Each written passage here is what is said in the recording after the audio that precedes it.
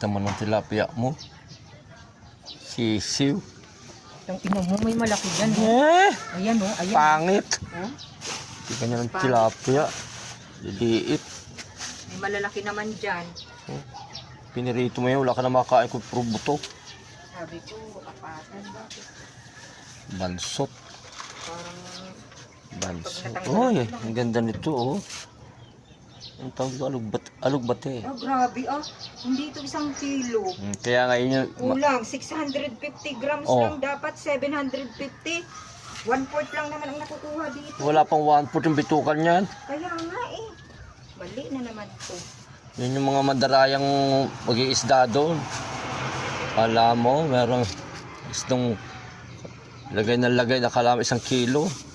Hinugasan lang. No? Kalahating kilo lang yan siguro. 3/4 lang.